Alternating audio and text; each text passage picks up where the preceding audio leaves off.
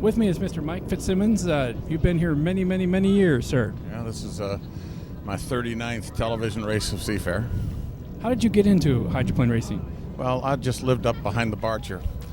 I lived on Cascadia Avenue, and from the very first race on, the boats were underneath my bedroom window. So, when they're that close to you, you play sandlot football in the fall. You drag little hydros behind your bike in the springtime, and come summertime, you're down here. And that's exactly what I did. And most of the kids in the neighborhood were the same sort of way. And many of us got involved in one or another aspect of this sport. So this was a natural thing. Out of all the years you've been here, 39 years, what's been your most favorite moment? Oh, there's a lot of them, and there's not any one that would be my favorite. I think perhaps some of the fondest memories were as a kid of the 58 race. Was a great race. 1965 was a fabulous Gold Cup. I remember growing up hating the Gales, and when they took our Gold Cup in 1955, I was livid about it, and I thought, how could this be? But then the next year we had a Seafair race over here, and I kept all that bad.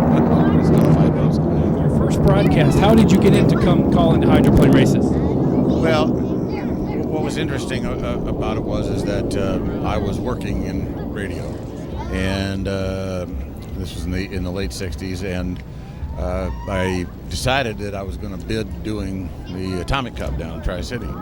And so got in touch with the radio station and said I can provide the following services. And they brought me down as a color commentator, and the very next year I formed Thunderboats on the Air, and we began doing racing all over the place. And here in Seattle on television, I basically walked into KING TV one afternoon and told them I knew more about it than they did. They needed to have me on their broadcast. And they tested me and came to the conclusion, you might be right, and they put me on in 1971, and I've done every race since. Now Cairo does that, and they're doing a fine job. I was with King until 85, and in 1986, when Cairo did the project, I figured, well, that's probably it. I mean, King's no longer involved, but the Cairo folks were nice enough to ask if I'd join them, and so I was delighted to, and I've been with them ever since. Once again, Mr. Fitzmins, is there anything else you'd like to say about Seafair's 60th anniversary? Well, there's so many memories. I've seen every one of the Seafair hydroplane races here. Of course, it's the 59th hydroplane race, 60th Seafair.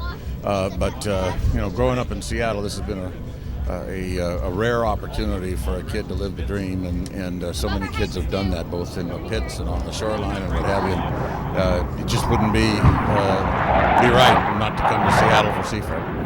All right, well, thank you once again, Mr. Fitzmins, legendary hydroplane caller here at the shores of Lake Washington. Thanks again. Appreciate it.